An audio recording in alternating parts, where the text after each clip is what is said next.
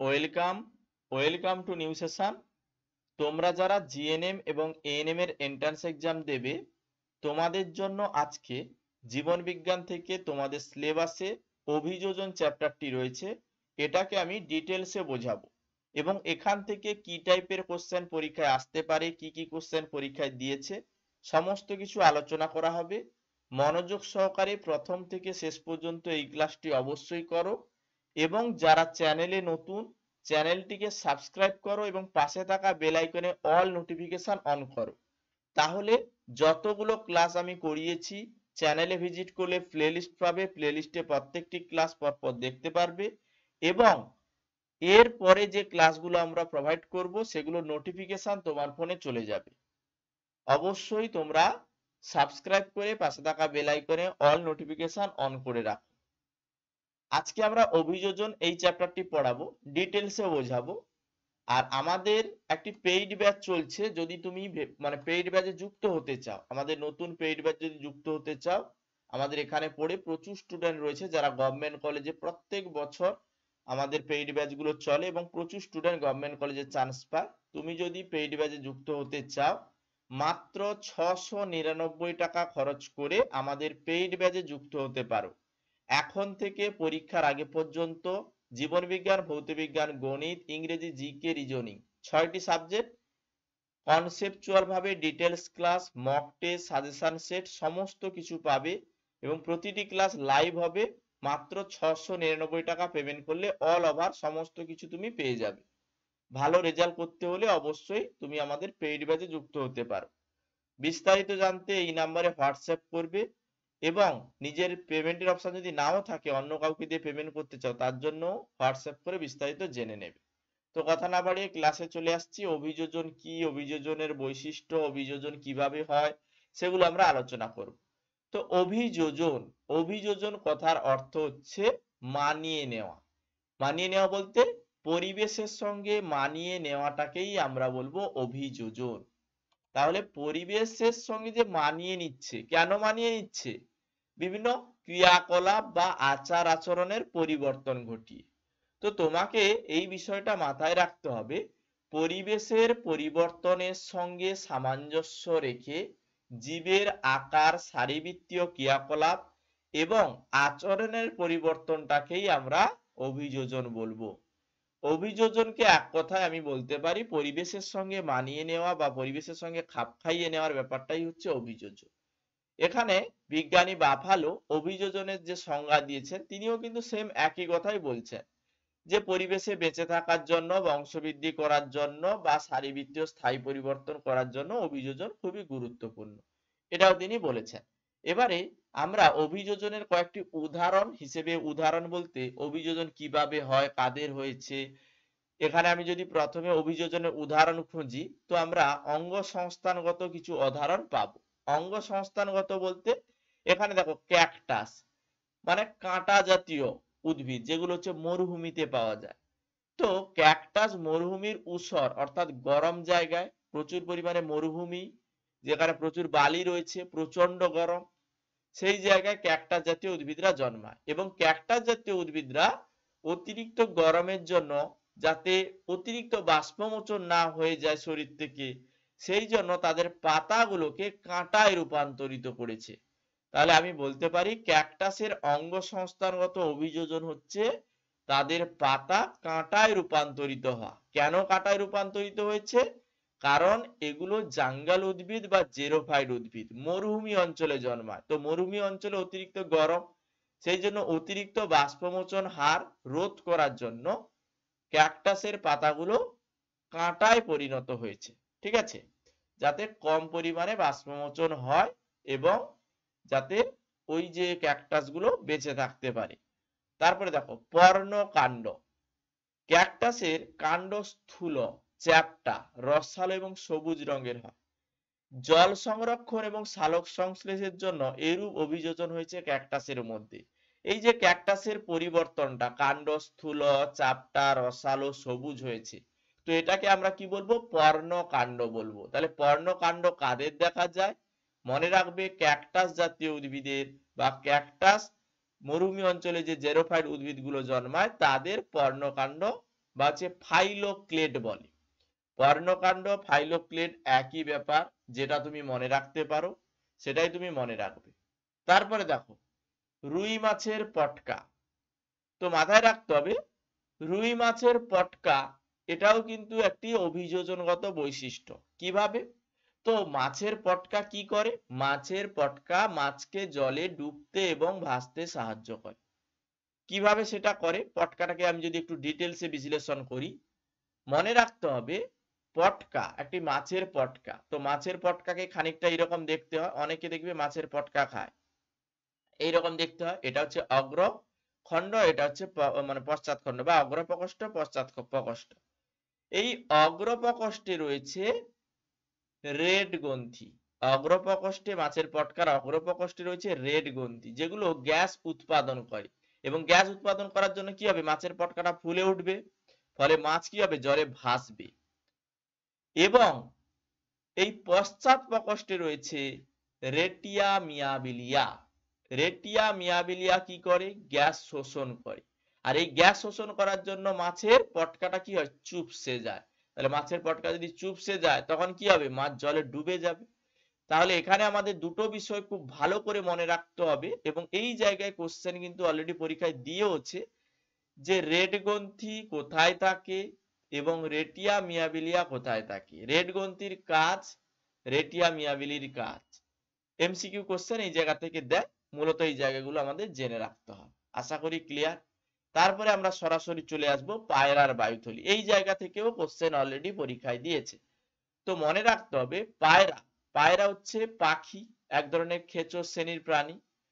পায়রা কি করে? উড়তে পারে। তাহলে বায়ুতে ওড়ার জন্য বা অভিযোজনগত যে কৌশলগুলো রয়েছে তাদের মধ্যে অন্যতম বৈশিষ্ট্য হচ্ছে অভিযোজনগত বৈশিষ্ট্য। পায়রার দেহে 7টি বায়ুথলি আছে, মানে এয়ার স্যাগ আছে। 7টি বায়ুথলি বা এয়ার স্যাগ আছে। এই কোশ্চেনটি দিয়েছিল। পায়রার কতগুলো বায়ুথলি আছে? 7টি। কি করে এই বায়ুথলিগুলো? এই বায়ুথলিগুলো পায়রাকে হালকা, দেহটাকে হালকা রাখতে সাহায্য করে, বা উড্ডয়নকালে মানে পায়রা ওড়ার সময় অক্সিজেন সরবরাহ করে। পায়রা যাতে সহজে ক্লান্ত না হয় সেই জন্য এই বায়ুথলিগুলো খুবই গুরুত্বপূর্ণ, এগুলো কাজ করে। তো পায়রার বায়ুথলি কতগুলো থাকে, কি কাজ করে আমি বলে দিলাম। এইভাবে কিন্তু এগুলো মনে রাখবে, এই জায়গা থেকে কোশ্চেন দেয়। তাহলে অঙ্গ সংস্থানগত অভিযোজনগত বৈশিষ্ট্য আমি আলোচনা করলাম। এবারে আমরা সারিবৃত্তীয় বৈশিষ্ট্যগুলো আলোচনা করব। সারিবৃত্তীয় বৈশিষ্ট্য থেকেও কোশ্চেন পরীক্ষায় অলরেডি দিয়েছে, এই জায়গাগুলো আমরা জেনে রাখবো। তো প্রথমে দেখো সারিবৃত্তীয় বৈশিষ্ট্যে সুন্দরী গাছ। তো সুন্দরী গাছের কি হয়? মানে নোনা জায়গায় লবণাম্ব উদ্ভিদ, মানে নোনা কাদামাক্ত জায়গায় সুন্দরী গাছ জন্মায়। এই সুন্দরী গাছগুলো বা লবণাম্ব উদ্ভিদগুলোকে আমরা কি বলি? হ্যালোফাইট উদ্ভিদ বলি। তাহলে হ্যালোফাইট উদ্ভিদ বা সুন্দরী গাছ সুন্দরবন অঞ্চলে ভিজে কাদামাক্ত লবণাক্ত মাটিতে জন্মায়। এরা লবণাম্ব উদ্ভিদ বা মানে হেলোফাইট উদ্ভিদ। তাহলে হেলোফাইট উদ্ভিদ কি করে? হেলোফাইট উদ্ভিদ অতিরিক্ত লবণ সহন করে, অতিরিক্ত নোনা জলে জন্মায়, লবণ সহন করে। এবার এখানে আমাদের কিছু কিছু বিষয় মাথায় রাখতে হবে। এই যে অতিরিক্ত লবণ সহন করছে বা এরা যে শ্বাস প্রশ্বাস চালাচ্ছে, কিভাবে চালাচ্ছে? তো মাথায় রাখবে শ্বাসমূল দেখা যায় এই লবণাম্ব উদ্ভিদ বা হ্যালোফাইট উদ্ভিদদের। এই শ্বাসমূল কি কাজে লাগে, কিভাবে কাজ করে? তো মাথায় রাখতে হবে সুন্দরী গাছের মূল মাটির ওপরের দিকে দেখো উঠে গেছে, এইগুলোকে আমরা শ্বাসমূল বলে থাকি। শ্বাসমূল যাকে আমরা নিউম্যাটোফোর বলি। মানে কোশ্চেন এই শুধুমাত্র যে শ্বাসমূল থাকবে এমনটা নয়, নিউম্যাটোফোর দিয়েই কোশ্চেন দিয়েছিল। তো এই শ্বাসমূল গুলো মাটির ওপরে উঠে থাকছে যখন অতিরিক্ত জল লবণাম্ব উদ্ভিদগুলোকে কি করছে? জোয়ার ভাটার কারণে এগুলোকে ডুবিয়ে দিচ্ছে, তখন এই শ্বাসমূল গুলো শ্বাসকার্য চালাচ্ছে। তাহলে আমরা কি বলতে পারি? সুন্দরী গাছের মূল মাটির গভীরে প্রবেশ না করে মাটির অল্প নিচে বিস্তৃত থাকে এবং উপরের দিকে কিছু শাখা প্রশাখার মতো আকর্ষের মতো উপরের দিকে মানে ভূমি অভিকর্ষের বিপরীত দিকে উঠে আছে। তাহলে সেগুলো কি করে?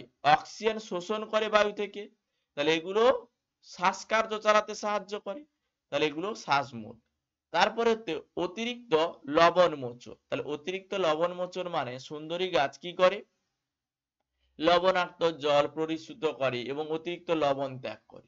এবং সুন্দরী গাছের পাতায় অবস্থিত লবণ গ্রন্থি জলের সঙ্গে গৃহীত হয়ে অতিরিক্ত লবণ ত্যাগ করে, এইভাবে কিন্তু অতিরিক্ত লবণ মোচন করতে পারে। বা আমি বললাম না, সুন্দরী গাছ মূল দ্বারা লবণাক্ত জল পরিশ্রুত করে এবং অতিরিক্ত লবণ ত্যাগ করে, এটাও কিন্তু মনে রাখবে। বা কিছু কিছু গাছ রয়েছে অতিরিক্ত লবণ পাতা বা বাকলে জমা রাখে এবং বাকল মোচনের মাধ্যমে লবণটাকে দেহ থেকে মোচন করে দেয় বা আলাদা করে দেয়, এগুলো মনে রাখবে। এরপরে দেখো উটের অতিরিক্ত জল ক্ষয় বা জল শহর, এখান থেকেও কিন্তু কোশ্চেন পরীক্ষায় দিয়েছে। প্রত্যেকটা জায়গা অভিযোজনের যেগুলো আমি আলোচনা করছি, যেগুলো তোমাদের সিলেবাসে রয়েছে, প্রত্যেকটাই এখান থেকেই কোশ্চেন দিয়েছে প্রিভিয়াস ইয়ারে। সহজ চ্যাপ্টার কিন্তু কোশ্চেন তুমি পাবেই পাবে, এটা স্বাভাবিক জিনিস, কারণ তোমাকে একটু ভালো করে পড়ে বুঝে নিতে হবে। তো উটের অতিরিক্ত জল সহনের ক্ষমতা, উট মরুভূমি অঞ্চলে থাকে, উট মরুভূমিতে মরুভূমির প্রাণী, এখানে তপ্ত বালুকাময় পরিবেশে প্রচন্ড পরিবেশে কি করে, জলে প্রচন্ড অভাব থাকে, যেহেতু অতিরিক্ত মানে গরম মরুভূমি অঞ্চলে, সেখানে তাহলে কি থাকবে, জল থাকবে না, জলের অভাব থাকবে। এই জল ক্ষয় রোধ করার জন্য উট কি করে, তাদের অভিযোজনগত কিছু বৈশিষ্ট্য তারা কিন্তু তাদের কিন্তু রয়েছে। যেমন দেহত্বক থেকে বাষ্পীভবন প্রতিরোধ করার জন্য চামড়া পুরু হয় এবং রোম যুক্ত হয়ে থাকে। উট অনেকেই দেখেছো, উটের চামড়া কিন্তু প্রচন্ড পুরু বা মোটা এবং রোম যুক্ত হয়ে থাকে। নিঃশ্বাসের সঙ্গে জলীয় বাষ্প যাতে বেরিয়ে না যায়, সেই কারণে উট কি করে, নিঃশ্বাসের নাসাপথে ঠান্ডা করে সেটাকে ত্যাগ করে। আবার নাসাপথে জল ঘনীভূত হয় এবং নাসাপথের কোষগুলো জল শোষণ করে নেয়। মানে টোটালি উট কি করছে, উট তাদের শরীর থেকে কোনোভাবেই জল কিন্তু দেহ থেকে বার করতে দিচ্ছে না। আরো কিছু কিছু জিনিস রয়েছে, দেখো এরা মূল মলমূত্র যখন ত্যাগ করবে, এরা যখন মল এবং মূত্র ত্যাগ করবে, বিশেষ করে উট যখন মূত্র ত্যাগ করে সেটা কিন্তু তরল নয়, অর্ধ কঠিন। তাহলে কি বললাম, উট খুব কম জল বা খুব কম মূত্র ত্যাগ করে, মলমূত্রের সঙ্গে অল্প পরিমাণে জল আসে, যেটা হচ্ছে অর্ধ কঠিন মূত্র ত্যাগ করে। ইউরিয়ার পরিবর্তে ইউরিক অ্যাসিড ত্যাগ করে, এই লাইন থেকে কোশ্চেন দেয়। উটের মূত্রে ইউরিয়ার পরিবর্তে কি থাকে, ইউরিক অ্যাসিড থাকে, ফলে মূত্রে জলের অপচয় কম হয়। উট কি করে, শুষ্ক বিষটা ত্যাগ করার ফলে জলের অপচয় কম। শুষ্ক বিষটা বলতে মল, উট কি করে, শুষ্ক বিষটা ত্যাগ করে, ফলে জলের অপচয় কম হয়, এটা আমরা মনে রাখবো। এদের কুঁজে সঞ্চিত ফ্যাট বিপাক ক্রিয়ায় বিশিষ্ট হয়ে জল উৎপন্ন করে, সারা দেহ কোষে সরবরাহ করে, এটা তুমি মাথায় রাখবে। এদের পাকস্থলীতে অবস্থিত ওয়াটার স্যাক রয়েছে, ফলে জল প্রয়োজনকালে দেহে সরবরাহ হয়। হেনরির লুপ জলের পুনঃশোষণ ঘটিয়ে মূত্রকে ঘন হতে সাহায্য করে। গ্লোমেরুলাসে পরিশুদ্ধকরণের হার কম হয়, এই জায়গাগুলো আমরা মনে রাখবো। সব থেকে বড় গুরুত্বপূর্ণ পয়েন্ট এটা, উটের লোহিত রক্তকণিকার আকৃতি কেমন। উটের লোহিত রক্তকণিকার আকৃতি ডিম্বাকার, এই লাইন থেকেই কোশ্চেন পরীক্ষায় দিয়েছিল। তো উটের লোহিত রক্তকণিকার আকৃতি অর্থাৎ আরবিসি ডিম্বাকার হয়, ফলে রক্তকণিকায় অধিক মাত্রায় অক্সিজেন বহন করতে সক্ষম এবং উটের দেহে জল নিদারুণের আরবিসি গুলো কি করে, ডিম্বাকৃত হওয়ার কারণে রক্তস্রোতের মধ্যে প্রভাবিত হতে থাকে। বা উট যখন অতিরিক্ত মাত্রায় জল পান করে তখন আরবিসি গুলো 240% প্রসারিত হতে পারে এবং সহজে বিদীর্ণ হয় না। উটের লোহিত রক্তকণিকার আকৃতি বা উটের লোহিত রক্তকণিকা কি কাজ করে সেটা আমি ডিটেলসে বললাম। তাহলে উটের লোহিত রক্তকণিকার আকৃতি কেমন, ডিম্বাকার। ডিম্বাকার হওয়ার কারণে কি করে, উটের অধিক মাত্রায় জল পান করার যে ক্ষমতা বা অতিরিক্ত জল পান করার ফলে আরবিসি গুলো প্রায় 240% প্রসারিত হয়, ফলে সেগুলো সহজে বিদীর্ণ হয় না। এই জায়গাগুলো আমরা মনে রাখবো। ক্লিয়ার? এবারে আমরা আচরণগত কিছু অভিযোজন জানবো। আচরণগত অভিযোজন বলতে গেলে প্রথমেই যাকে বলতে হয় যে শিল্পাঞ্জি। শিল্পাঞ্জিরা তারা কিন্তু আফ্রিকার জঙ্গলে থাকে। এই আফ্রিকার জঙ্গলে শিল্পাঞ্জিরা তারা কি করে, তাদের অভিযোজনগত কিছু বৈশিষ্ট্য রয়েছে। এরা যখন উইঢিবির সন্ধান পায়, উইঢিবির সন্ধান পেলে তারা কি করে, একটা বড় দণ্ড বা লাঠির মতো অংশ একদিকটায় সূচলো করে এবং সেটাকে ঢিবির মধ্যে ঢুকিয়ে দেয়। দিলে কি হবে, লাঠি দিয়ে ঢিবির মধ্য দিয়ে উই ঢিবিগুলো কি হবে, উই পোকাগুলো ওই লাঠি দিয়ে বেরিয়ে আসবে, শিল্পাঞ্জিগুলো ওগুলোকে ধরে ধরে খায়। অ্যাকচুয়ালি এটা হচ্ছে শিল্পাঞ্জির অভিযোজনগত বৈশিষ্ট্য। আবার শিল্পাঞ্জিরা শক্ত কাঠ বা পাথরের টুকরোকে হাতুড়ির মতো ব্যবহার করে বাদামের খোসা ছাড়িয়ে খায়। আবার পরজীবী সংক্রান্ত কোনো পরজীবী কোনো কোথাও যেহেতু আক্রান্ত হয়েছে, দেহের কোথাও অসুবিধা হয়েছে, তো এরা কি করে, অ্যাসপিলিয়া বুটিস এগুলোকে খুঁজিয়ে আনে, যেগুলো আফ্রিকার জঙ্গলে পাওয়া যায়। এই ধরনের পরজীবী কোনো যদি মানে দেখতে পায় যে পরজীবীরা দেহের কোথাও আক্রান্ত হয়েছে বা আক্রান্ত করেছে, সেগুলোকে তারা কিন্তু নষ্ট করে, এইভাবেই নষ্ট করে। ঠিক আছে, অ্যাসপিলিয়া বুডিস খুঁজে এনে ভক্ষণ করে। এই লাইন থেকে এবছর কোশ্চেন দিতে পারে, একটু দেখে রাখবে। ঠিক আছে, অভিযোজন থেকে কোশ্চেন তুমি পরীক্ষায় পাবেই। তারপরে দেখো মৌমাছি, এখান থেকেও কোশ্চেন অলরেডি পরীক্ষায় দিয়েছে। তো মৌমাছিরা কি করে, মধু সংগ্রহ করে, ফুল থেকে মধু সংগ্রহ করে। তাহলে একটি মৌমাছি প্রথমে কোথাও হয়তো ফুলের সন্ধান পেল, সে কি করবে, অন্যান্য মৌমাছিকে এসে জানাবে। কিভাবে জানাবে, নৃত্যের মাধ্যমে। এবং এই যে নৃত্যটা, সেটা হচ্ছে ওয়াটেল নৃত্য বা ওয়াগেটেল বা ওয়াগল।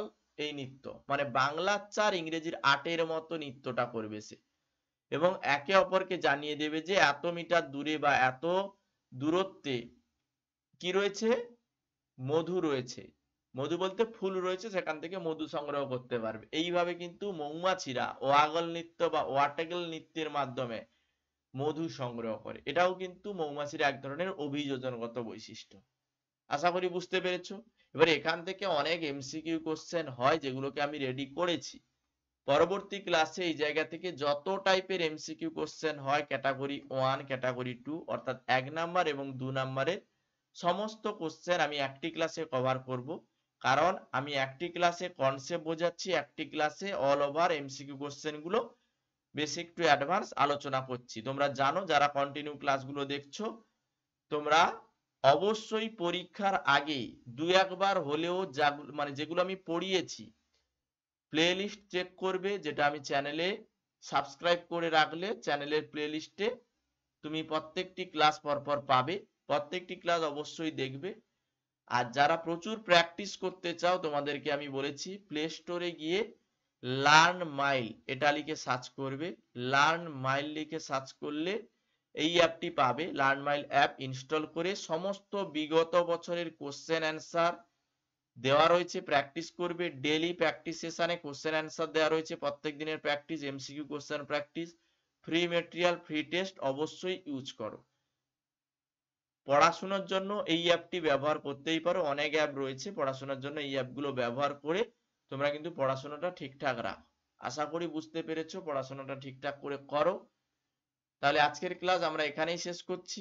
অভিযোজন চ্যাপ্টারটি ভালো করে মন দিয়ে শুনলে এর পরের ক্লাসে অভিযোজন থেকে যত ধরনের এমসিকিউ কোশ্চেন হয় 1 নাম্বার এবং 2 নাম্বার অর্থাৎ ক্যাটাগরি 1 এবং ক্যাটাগরি 2 এর কোশ্চেন গুলো, সেগুলো আমি আলোচনা করব।